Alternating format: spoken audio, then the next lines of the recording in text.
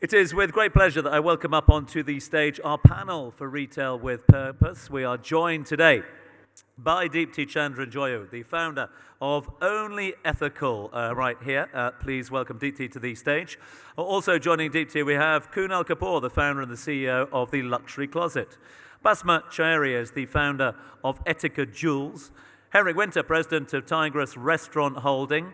Daniel Solomon, the founder of Hero Go.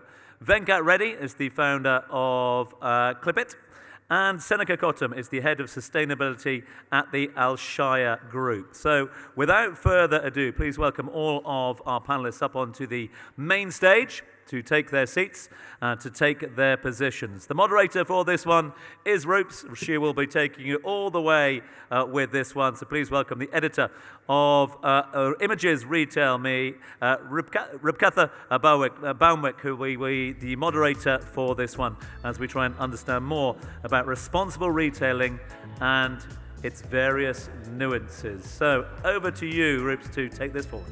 Good morning, ladies and gentlemen. You've been very, very beautiful so far. Thank you for joining us for the Middle East Retail Forum, and we hope you're going to enjoy this session.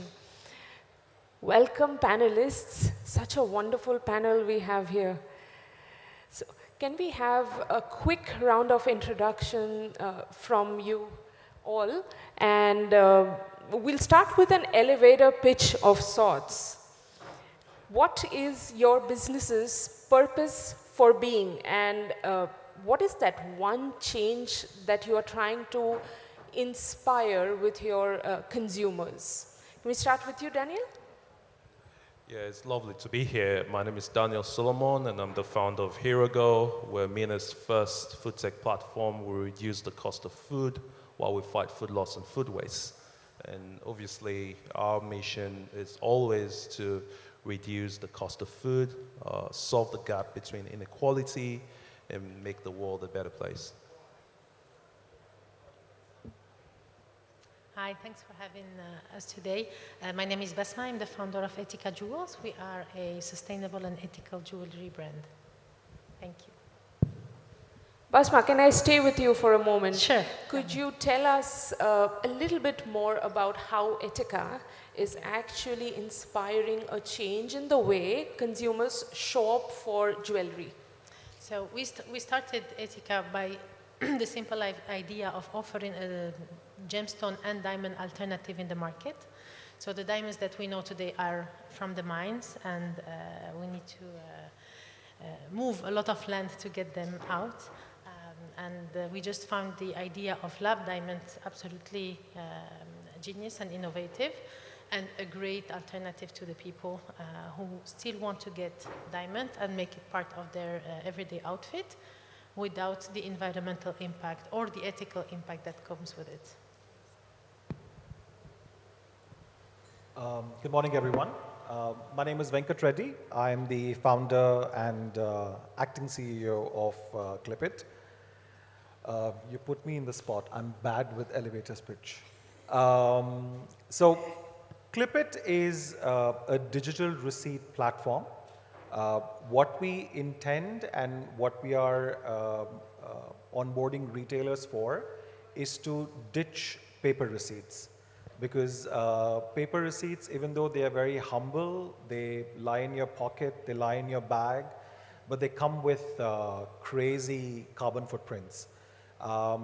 If all of us across the world decide to ditch the paper receipt, we would save a little over 25 billion gallons of water every year. That's a lot of water, right? So we've started on a journey where we are a part of the sustainability spectrum, probably at a very, very end of the spectrum, but an extremely effective module is because it is not going to change the way your lifestyle is. It doesn't require you to do any adaptations from moving plastic to regular bags and whatnot. So it's a small change, but a huge impact. So that's Clip. Good morning, Henrik Winter, president of Tigress Restaurant Group. For me, it's very simple. To leave a better world behind. That's our mission. And by doing that, we are living 5 values every day throughout the company.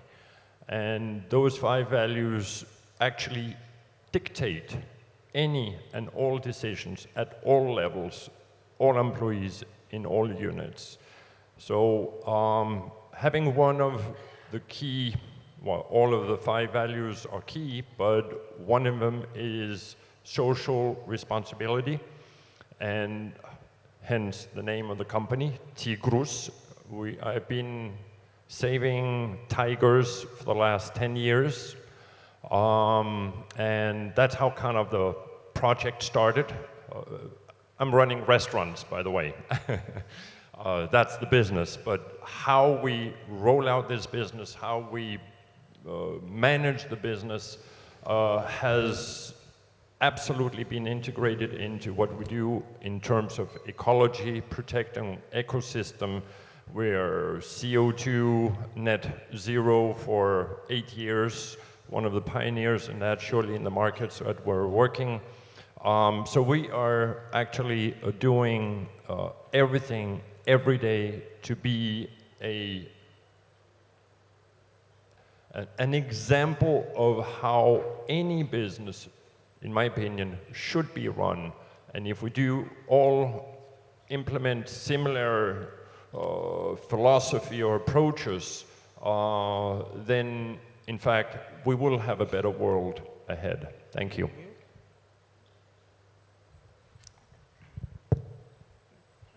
That's pretty inspiring.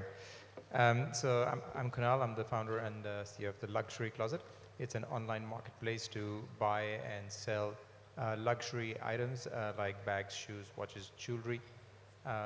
Luxury accounts for a significant share of wallet, especially in the Middle East. It's the highest per capita income, highest per capita spend on luxury in the world. And so we have customers out there, the core customer spending $30,000, $10,000 out of that on gifting a year. Yeah, so this is kind of what the customer is.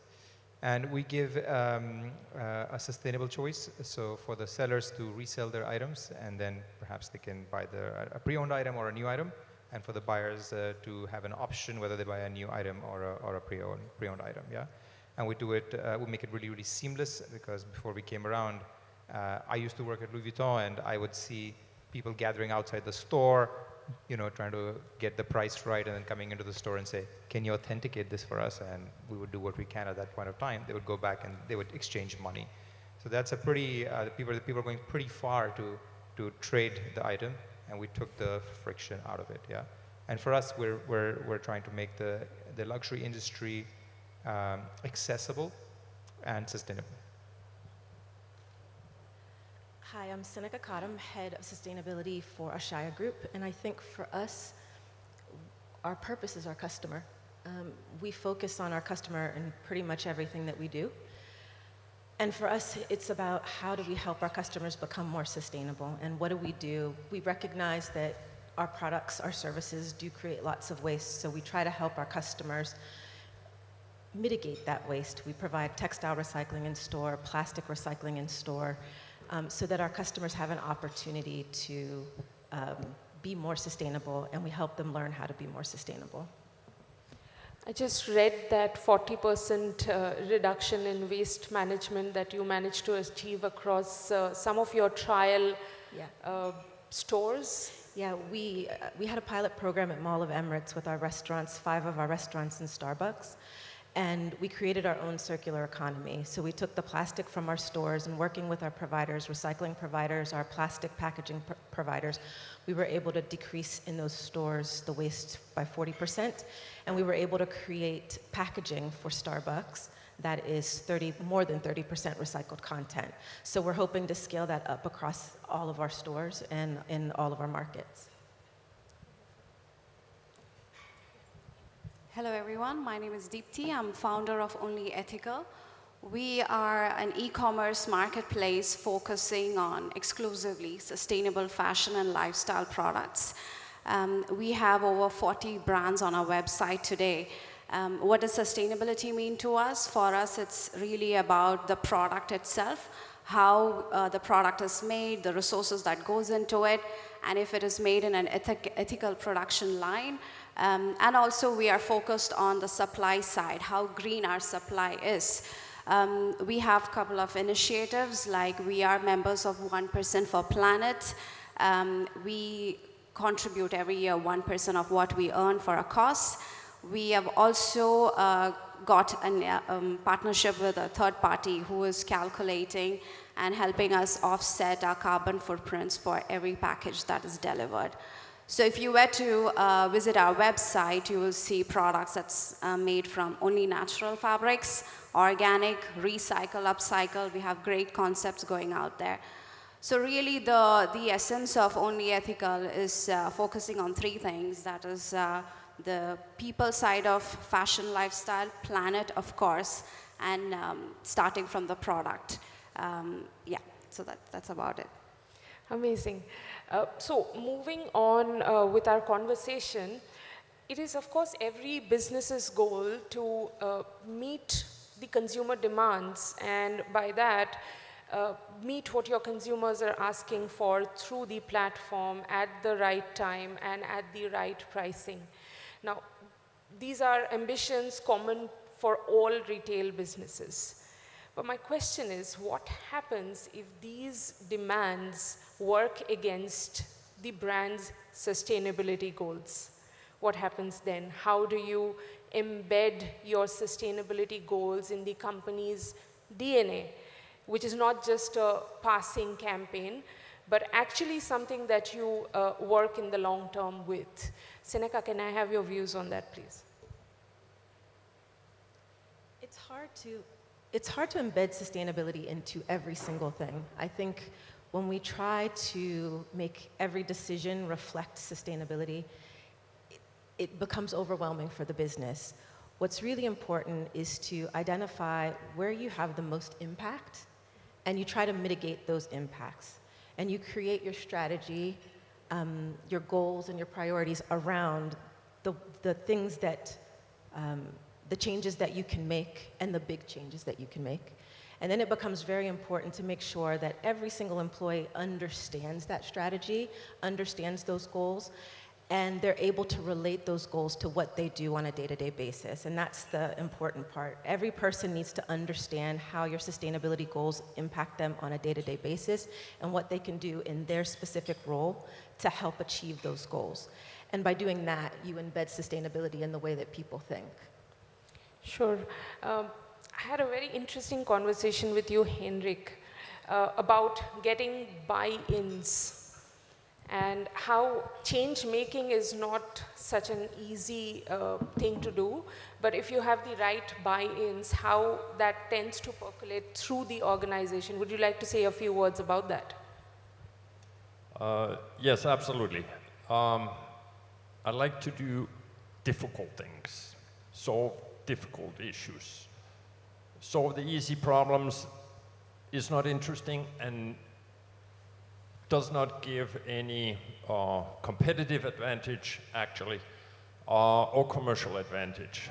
I fundamentally do not see a contradiction in being a responsible corporate citizen and running the business responsibly in an ecologically, environmentally friendly way.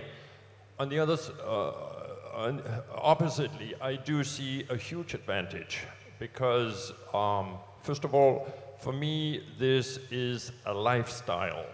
It's a philosophy that's built into the DNA of the company and what I do. So every decision actually goes through this criteria selection as to the 5 values that I mentioned before, which environmentalism is a big part. And the contradiction that I hear from a lot of business owners when I speak about these topics is that, Henrik, you're doing a great job, but we don't have a budget for that. I don't have a budget for that either. And the impact that it's having on our business is huge, but it's in a positive way. I'll share a couple of examples. Is that, first of all, there's a basic concept: you cannot manage anything you cannot measure. So, not knowing how much your CO2 emissions is, that means you don't have any understanding of how you generate them, where you generate them, and so forth. So I launched 10 years ago, as a matter of fact, out to find out how much CO2 I'm actually emitting.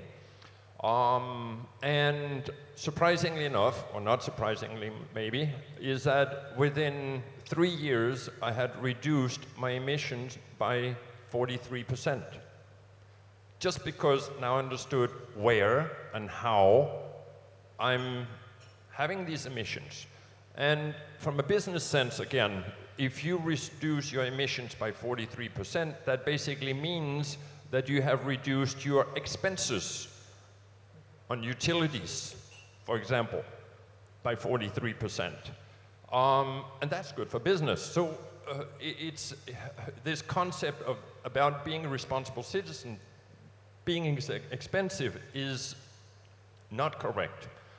And also the concept of it not being a project.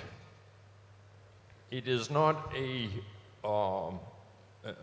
project that has an end cycle. It is a lifestyle. And that means you integrate everything that you believe in or you're doing into the DNA of the company, the corporate culture.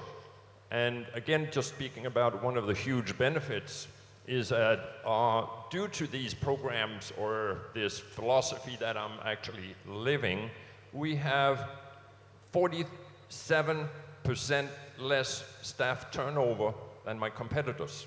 Same business, same segment, and so forth. And that is because employees that look for more than just money and salaries, they're looking for a deeper meaning in what they actually do. They want to work for us, and we want them to work for us. And we end up with great staff that stay with us for a long time, which then increase customer service. And when competitors come over and say, "Oh, Henrik, you have great staff," and they try to hire them away, the employees don't go there to the competitor, even though they may offer more money, because they have such deep meaning or satisfaction and meaning in their life from the work they're doing. And so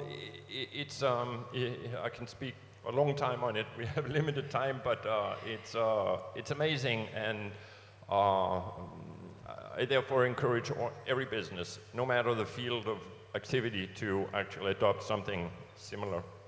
Indeed so, and all of you must grab Henrik aside and have a quick chat with him after the session, I think. Basma, moving on to you. An important thing is to understand whether customers are actually willing to pay for sustainable products. Is sustainability at all on their list of priorities? How do you get hold of such crucial insights? So yeah, absolutely. We see it more and more that customers care about the origin of their product, where they have been made, in what conditions. So definitely it's something that we try to educate the customer of, and more we see people, they do their homework before coming to us. So they want us because they know the origin of our product. We've seen a very big shift. We used to have customers that will buy sustainable or synthetic gemstones and diamonds, and will ask, nobody will see, right? Nobody will see the difference, so they will not tell. It's a synthetic diamond, but now it's completely the opposite. People are proud of it, and people talk about it, and people recommend us. So it's great to see the shift in the people's mentality and really embracing it. And we try to apply it in every step in the way, as Enric said. It reflects in the product, of course, but it reflects in our packaging. We only use vegan packaging. Also, it's better for the P&L, and it supports our ideology. We use recycled paper for our shipping boxes. We try to work with zero inventory. Again, very good for our P&L, and it's more sustainable. So it's through all the chain, and customers are smart, and customers, they understand, and customers, they research. So this is, again, makes a story more consistent and make people choose us. How much of education has gone into raising consumer awareness about lab-grown diamonds, a very interesting area? Yeah, we went from, what is that? Like completely having to educate customers from scratch, but not only customers, even suppliers, even friends and family looking at you like, what are you selling? To people really knowing what they want, understanding, even if it's an industry that has a lot of lobbying. Of course, it creates a lot of disruption in the market and a lot of polemic between the mined and the synthetic. People, at the end of the day, it's a personal choice.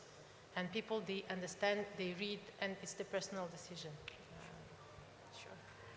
Venkat, could you tell us about some of your initiatives around ESG and sustainability that you plan, and how do you keep consumers at the core of every such decision? See, the reason why most of us are here is because we are catering to consumers, right? About a decade ago, everybody was talking about customer service, everybody was talking about omni-channel. And that is when I remember introducing a word called consumer experience as customer experience, right? A couple of years later, this is pre-COVID, we spoke about digital transformation and e-commerce being one of it, and then a lot more things coming through. What I saw today and what I heard from most people is three interesting subjects: sustainability, digital transformation, and customer experience, right? Clipit is a combination of all of these. What we are beginning with today is digitizing your paper receipts, which is good for the environment. It is also empowering consumers, is because at the end of the month, if you want to know how much you've spent on food, how much you've spent on clothing, the app will be able to help you with that. It's because we are going down to every single detail of what consumer is buying. That puts us into a very interesting space of data protection and privacy, right? So we've ensured that we've taken care of that in terms of having the app at a bank level encryption, ensuring that there are legal terms put for both the retailer as well as the consumer, saying that your data is your data. We are in 2023, you know, everybody would know what is happening with your data. There are governments which talks about GDPR compliance, which automatically puts you in the center of everything, right? What I would really want to see is, again, what I spoke about 10 years before was consumer experience, and what we're talking about today is consumer empowerment. And there is a lot that we could do around it. The last part that I want to mention is going green, going sustainable. Everybody talks about it being a very expensive affair. Apparently it's not. We as digital receipts are able to get down your cost by 80%. And we could keep consumers engaging. If someone buys a white good, which is a washing machine, and I know I have a 3-year warranty on that, it's great. I negotiate for that 3-year warranty when I'm buying it, but I don't know when it ends. It's because it's 3 years from now, right? So a digital receipt platform could actually help you saying that, hey, you know what, if you still own that, do you want to extend the warranty? So that's the kind of innovative idea that we are revolving around consumers with a very, very simple, sustainable adaptation, which is digital receipts. That's my elevator pitch. You're actually great at it. I'm sorry? You're actually great at it. Thank you very much. Moving over to you, Kunal.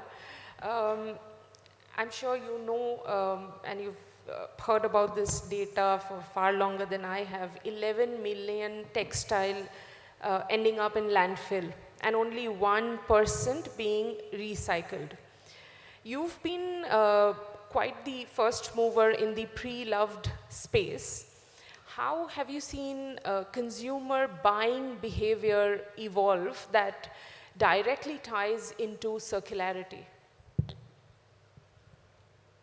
So first, I'll start by saying I really am astonished how many pieces of clothing, bags, and shoes people buy. The number is like they produce 100 billion items of clothing, apparel each year. That's nuts. So people are buying like on about 15, 17 items a year, and they own about 150 items on average. This is the whole world. Yeah, it's nuts. Like 150 items, and then you might think like, okay, this is crazy, and then you say, wait a second, let me go check how much I own, and yeah, you might end up close to that number as well. Yeah. So it's an astonishing number of items that people are owning, that people are producing, people are owning, and it's happening every year, and every year, another 100 billion, another 100 billion, another 100 billion. And yeah, I mean, how far will that go, yeah? So we started a company which is focused on resale, but honestly, we did not start with a sustainability purpose, yeah? It just didn't make sense. Like, we're like, oh, well, there's more items in closets around the world, yeah, than shop windows, so why don't we just shop from the closets? And also, we started at a price point which was very high, and in most of those brands, there's no discounting. So the only way to actually have it accessible is also through secondhand and closets, yeah? So this is how we got started, and it's really astonishing, I think. We started with handbags. Then one of my team members came and said, listen, we should sell shoes. And I was like, who's going to buy secondhand shoes? Hey, 20% of our sales are secondhand shoes, yeah? And then we started selling clothing, and 2 years back, we used to look at clothing and say, we're only selling like, of the 100 items we output online, we're only selling like 20, 30 in a year. It's really not working. The number that we're at is the fast selling category. So if we put 100 or 1,000 products online on day one, in 7 months they're all gone. It's completely sold out. And that tells you that people are really adopting it. People really, they want it. Yeah. Now the numbers around that are more than half the watches sold globally are pre-owned. In the US, 33% of the clothes sold were pre-owned. So we started to get at pretty sizable numbers as well. Yeah. So I think it's a really good way to solve for sustainability, solve for price, accessibility, sustainability. And yeah, so let's see how far this goes. I think this could be 50% plus in every single category. And a good comparable is cars. Yeah, so cars is not how many cars get produced and what percentage of them can be resold. It is how many cars are on the road, and what is the average length of time, which is like the holding period. So you take the cars on the road and you cut it into 1/4, because the average holding period is 4 years. That's the number of pre-owned transactions in cars around the world. Yeah, and the same should be true for clothing and bags, and yeah, we're getting there. Sure.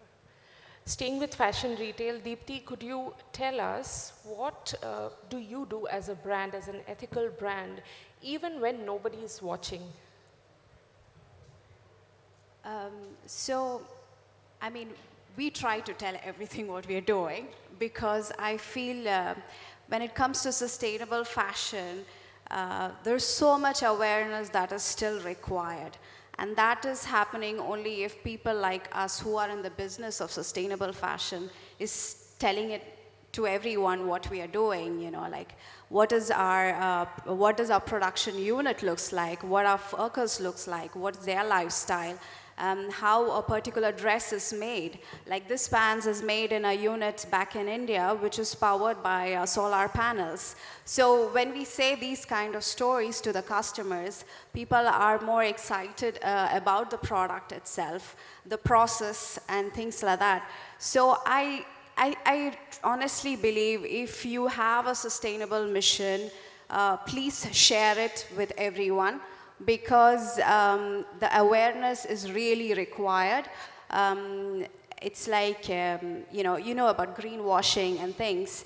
The more people who are actually doing it speak about it, there is lesser chance for greenwashing to happen and become successful. So, yeah, so to answer your question, we speak about everything what we do, and we try to, everything honestly that we do. What I've seen is customers are happy to have that information. Yeah, so I think that's one of the reasons we have grown and are still existing in the market today, yeah. Quite the opposite of green hushing, which is wonderful. Daniel, you have tackled another big problem, food wastage with HeroGo. Food wastage that costs us almost $230 billion annually. What have been your stumbling blocks? Could you tell us? I think when we talk about food loss and food waste, this is one of the biggest topics. It's great because a lot of people now want to talk about it, but there's still a lot of challenges in the sector. And I think the major challenge is awareness and education, because not just the food that gets wasted on the farm level or the retail level, it's still a lot of waste that occurs at home. And one of the things we do as a company is not just to try to sell one key too big, too small products. It's also to make sure that we create a lot of education and awareness with our customers on what to do with products which are purchased, and when they take home, what to ensure that they do to ensure that those food doesn't end up in a landfill.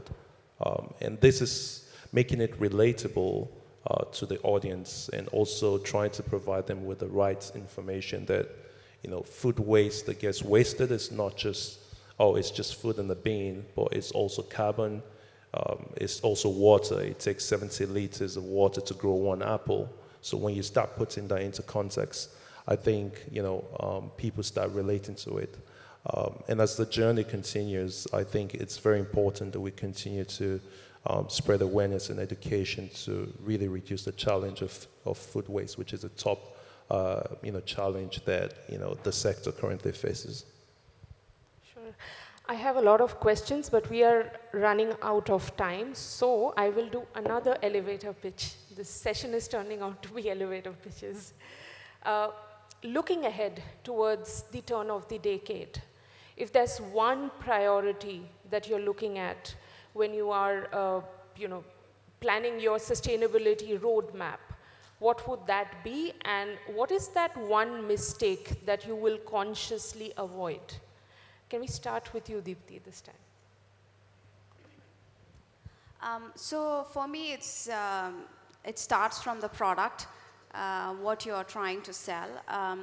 It has to be, so at Only Ethical, we decided what kind of sustainable materials works for us, what we will avoid. We have this framework already set.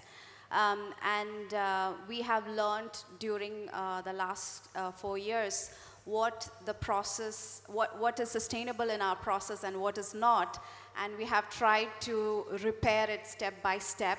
We are still a bootstrap company, but the learning has been slow, and the repair is still happening. But it is a very proud moment for us this year. We have actually been able to start doing our carbon offsets for the packages that is delivered.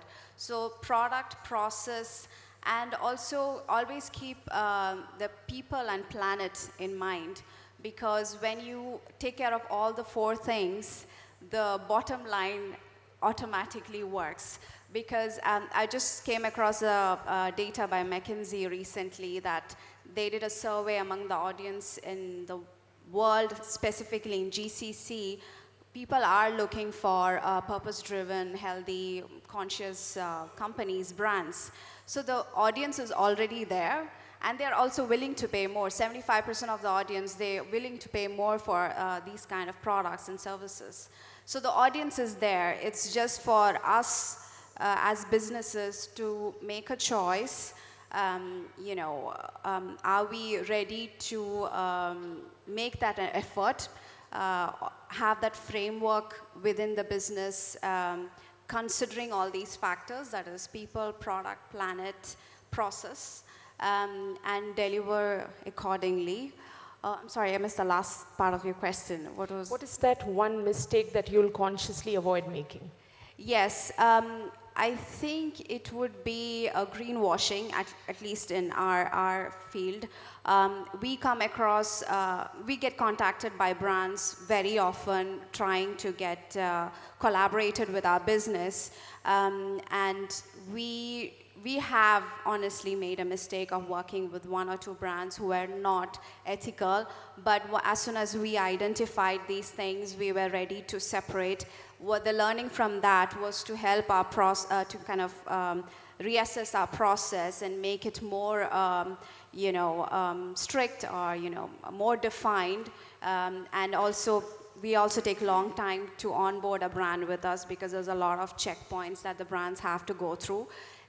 So that mistake helped us to kind of improve our process of, let's say, recruiting a brand to our website. So I would say have more conversations, be aware of greenwashing and things people, they claim that they do. Not every businesses can afford certificates. That's when you can ask for pictures, even if you can physically meet the brands and the makers, take that opportunity and ask for more transparency, I would say, yeah. Thank you.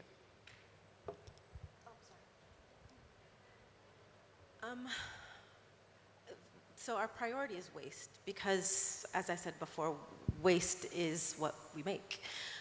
All of our products and services will end up in the waste stream. So it's really important for us to find really creative and circular ways to mitigate the waste that's created by our business.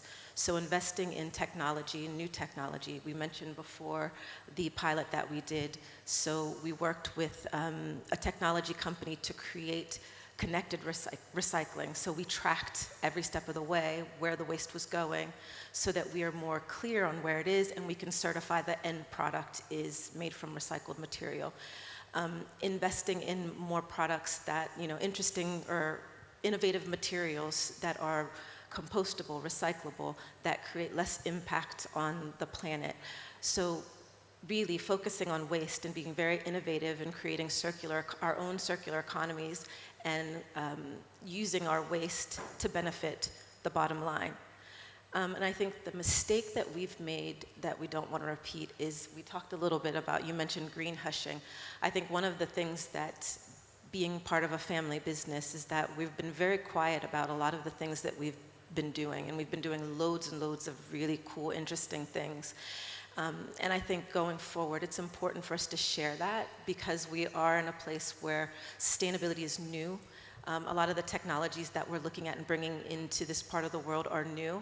And by sharing those things and being very vocal about what we're doing, hopefully we can help other companies to adopt some of these things and adopt some of these changes, and we can all, all of the boats will lift.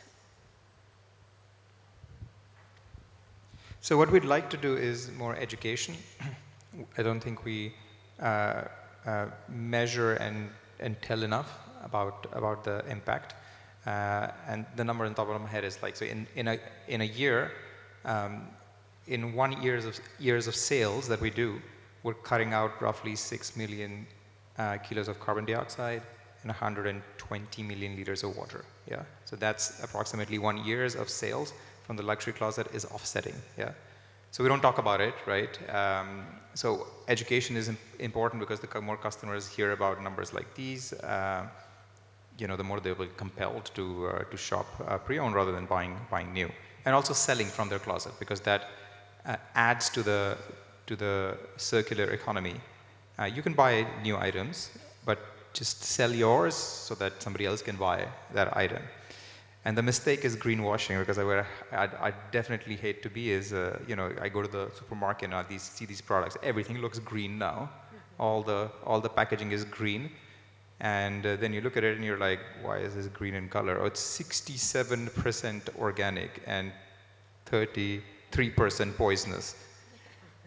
So I can't make out. The customer just simply loses trust in the color green. I've lost trust in the color green. And then now brands become important, like companies, retailers become important, which is, if you shop here, you can trust this. If you shop this brand, you can trust it. But you really have to do a lot of research in order to get there.